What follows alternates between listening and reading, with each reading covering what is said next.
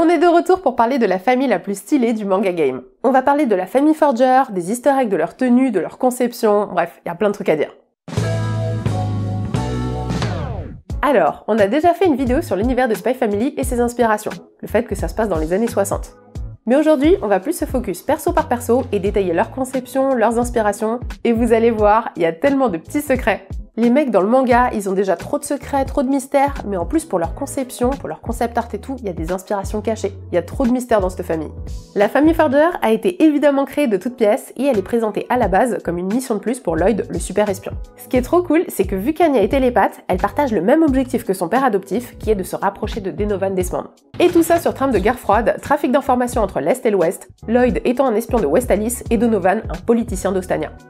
Mais la star de la série, le vrai perso principal au final de Spy Family, c'est quand même Anya. Elle sait tout sur tout, elle aide son père à donf, et en plus elle a un pouvoir Omega Cheat, on est d'accord. Anya Forger. Anya, c'est le chopper de Spy Family. C'est le perso cute, c'est la mascotte du manga. Elle est trop attachante, trop rigolote, et c'est surtout elle au final qu'on suit dans l'histoire. Et en vrai, quand on y pense, il y a beaucoup de mangas qui ont leur mascotte, qui ont leur chibi qui est tout mignon. Ça explique donc le choix de l'auteur, Tatsuya Endo, d'avoir fait d'Anya un enfant qui galère un peu à parler et surtout qui fait des conneries. Anya, on lui pardonne tout, et au mieux c'est rigolo. Mais à la base, Anya, c'était pas du tout une enfant. Elle est inspirée de H d'un one-shot précédent de Tatsuya Endo qui s'appelle Rengoku no H. Et c'est l'éditeur de Tatsuya qui lui a suggéré, je cite, pour que le manga fonctionne auprès du grand public, qu'Anya soit une petite fille et qu'elle ait cet aspect enfantin, pour aider le scénario à avoir des situations comiques. Et ouais, la vérité sur Anya, c'est qu'elle est comme ça pour nous faire kiffer. Mais en vrai, sortez le popcorn, Tatsuya Endo, ça l'emmerde d'avoir rendu Anya comme ça. Je lis souvent des commentaires de gens qui disent que Tatsuya Endo il aime pas son manga. En vrai, tu vas pas à fond comme ça dans ton histoire si t'aimes pas ton manga. Surtout que le gars il a fait 3 one-shots avant. Mais d'un autre côté, je comprends que ça l'embête d'avoir dû se conformer à une mode, à un canon, pour rendre son manga bankable. Et moi, d'un point de vue extérieur, pourtant, je la trouve quand même vachement complexe, Anya. Et même si elle est faite pour se conformer à ce qui marche dans le Shonen Jump, quand tu connais pas le point de vue de Tatsuya Endo, bah tu dis pas qu'elle est casu, c'est un perso qui est quand même bien écrit. Ça va, le mec il est quand même giga doué. Bon concrètement, qu'est-ce qui a été conservé de Rengoku no H pour faire Anya? C'est tout simple, H c'est Anya en version adulte. Les cheveux roses, les cornes et le style de vêtements, c'est tout pareil. D'ailleurs, au passage, Tatsuya Endo s'est inspiré de la tenue de H pour créer le style des uniformes de l'école Eden. Et même si Anya est inspirée de H, dans les concept art d'Anya, on voit qu'elle a en plus failli être un peu plus âgée que dans Spy Family où elle a 5-6 ans. Anya, elle est toute choupie, et je me dis scénaristiquement c'est quand même plus facile de jouer sur sa candeur, sur son élocution pour les situations comiques. On a bien compris que le look d'Anya vient du look de H avec les cheveux roses et les petites cornes sur la tête. Et en parlant des cornes, c'est pas des vraies cornes, hein, c'est un accessoire. Ça lui donne un style un peu antenne. C'est une petite référence visuelle à son pouvoir de télépathie en mode elle capte mieux les pensées ici. Mais c'est ouf, elle les garde tout le temps, même pour dormir, sous son bonnet et tout. Sinon, en dehors de l'école, Anya est toujours en robe avec un petit nœud autour du cou. Ce look, c'est le look typique des petites filles dans les années 60. Et si on l'a pas assez répété, Spy Family ça se passe dans les années 60 et évidemment Tatsuya Endo il s'est inspiré du style de cette époque pour habiller ses personnages. Lloyd Forger. Lloyd est inspiré d'un autre one-shot de Tatsuya Endo qui est I Spy. Le perso principal s'appelle A4, ouais comme les feuilles de papier, et c'est totalement Lloyd en brun avec des lunettes. Est-ce que Lloyd est mieux en blond? Absolument, y a aucun débat là-dessus. Lloyd est comme A4, ou on dit peut-être A4, c'est genre à l'anglaise, histoire de donner un petit style. Il est ultra skillé, ultra populaire auprès des meufs, ultra fort, ultra BG, tout ça. C'est d'ailleurs avec ce one-shot, I Spy, qui a été hyper bien reçu par le public, que Tatsuya Endo s'est dit qu'il allait creuser dans l'idée d'un manga d'espion. Il y a un autre one-shot de Tatsuya Endo qui a une incidence sur Lloyd, mais pas tellement sur son physique, mais plus sur sa relation avec Anya et son côté daron.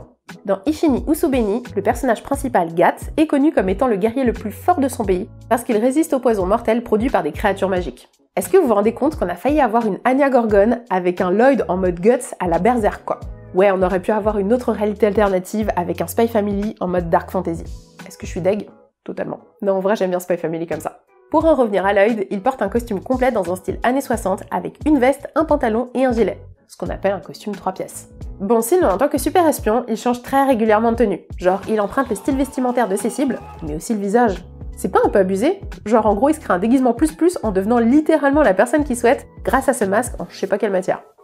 Ouais, la matière est pas spécifiée dans le manga, mais en même temps, je me dis que s'il y avait pas cet aspect où il changeait complètement de visage, bah en fait, on n'y croirait pas. Enfin genre, c'est trop nécessaire dans le manga qu'il puisse changer totalement d'apparence.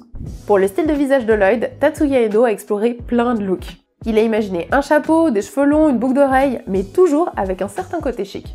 Au final, le style de Lloyd, c'est quand même le plus simple possible, le plus passe-partout. Et en même temps, c'est logique, c'est censé être un caméléon Lloyd. Mais il y a un enjeu de balance à faire entre son chara-design pour le rendre suffisamment différent des autres personnages du manga, et unique, tout en restant logique dans le fait de se fondre dans la masse. Vous avez sûrement remarqué qu'il porte un pin sur son costume en forme de poignard. Ça, c'est le symbole de l'organisation d'espionnage WISE. On est d'accord que c'est très logique qu'il porte ça publiquement. Comme ça en mode « Hey, je suis un espion ». En même temps, tu me diras, si tu sais pas ce que c'est, tu sais pas ce que c'est. Lloyd, c'est un putain d'espion influenceur. Genre, il est ultra connu dans WISE, il est ultra kiffé, etc., respecté, ultra loyal aussi. Il est grave populaire parmi les espions. D'ailleurs, autre info officielle, d'importance capitale, que vous ne connaissez absolument pas, Lloyd porte des sous-vêtements noirs. Oh my god! La sobriété jusqu'aux plus petits détails. Ah non, pardon, l'élégance. Yor Forger. Yor, cette meuf qui est un mix entre naïveté et douceur avec sa famille et serious fucking business quand il s'agit d'assassiner les gens et faire son job, franchement, meilleur perso du manga. Yor est né de l'amour de Tatsuya Endo pour les héroïnes de Dragon Quest, et tout spécifiquement de la princesse Alena de Dragon Quest IV.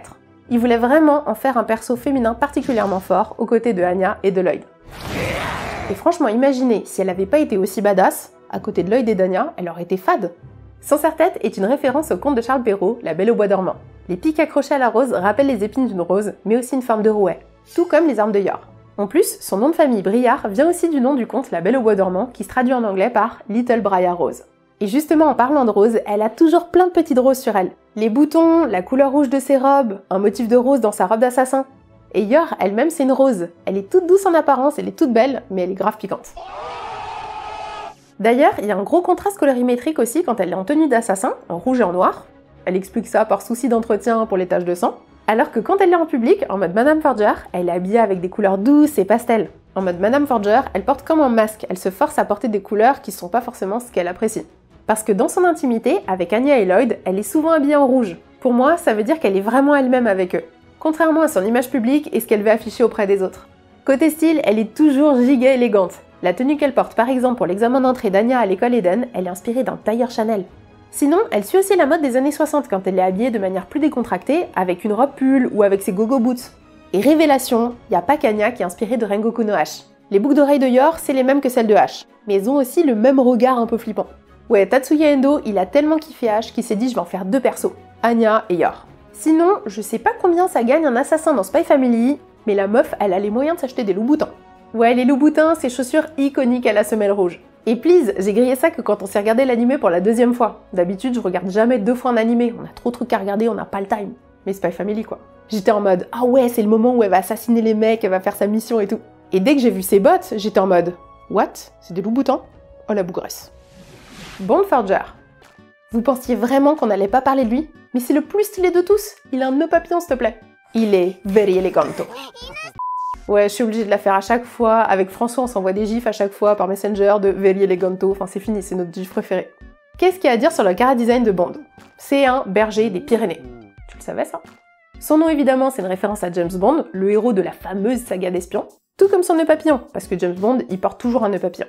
Et Anya, elle-même, elle a appelé comme ça en référence à son héros de cartoon préféré, Bondman, qui lui-même est une référence à James Bond, comme ça la boucle est bouclée. Mais à la base, Bond, il devait s'appeler Peanuts, en référence à Snoopy. Est-ce que je viens de faire toute une partie pour expliquer le chara-design d'un chien dans une vidéo? Oui. Franchement, en faisant les recherches pour faire cette vidéo, avec François, on était un peu en mode enquêteur. On était là en mode, ok, comment Tatsuya Endo, il a réfléchi son animé, comment il en est arrivé à faire un manga d'espion, par quelles étapes il est passé. Et donc du coup, on allait décortiquer même les 3 one-shots qu'il a fait. On allait regarder les scans, les visuels, les chara-design des personnages aussi. Ça nous a permis de mieux nous projeter dans sa façon de penser, dans comment il a envisagé son projet, et comment il a créé vraiment Spy Family et chacun des persos. Et en vrai, même quand tu checkes les chara-design précédents, même quand tu checkes un petit peu genre des interviews sur comment il pense, comment il a envisagé certains chara-design, comment il a bossé aussi, parce que ça fait 10 ans qu'il bosse avec le même éditeur. Et ben tout ça, ça te permet de mieux comprendre sa façon de penser et du coup comment il crée ses personnages. Il y a un truc qui a rien à voir avec les années 60 ou avec justement la culture européenne qu'il y a dans Spy Family. Le motif du papier peint qu'il y a dans le salon de toute la famille Forger, c'est un motif Asanoa, motif typique japonais. Vous l'avez déjà peut-être vu sur le kimono de Nezuko dans Demon Slayer. Et ce motif Asanoa, qui est un motif feuille de chambre, il a une symbolique en général au Japon pour les enfants. En général, c'est un motif qui est utilisé pour habiller les enfants, pour leur porter chance, pour qu'ils grandissent bien, pour qu'ils aient plein de vigueur et tout. Et dernier truc, on n'a pas parlé d'Yuri. Mais bon, est-ce qu'il fait partie de la famille? Oui. C'est quand même le frère de Yor, mais il fait partie de la police secrète, donc de l'autre camp, donc on en parlera dans une prochaine vidéo. Là, c'est bientôt la fin de l'animé de la saison 1, mais l'attente pour la saison 2, ça va être insoutenable. Bon, d'ici là, on a plein d'autres trucs à se mettre sous la dent, on parlera de plein d'autres mangas, donc ça va en être quoi s'occuper.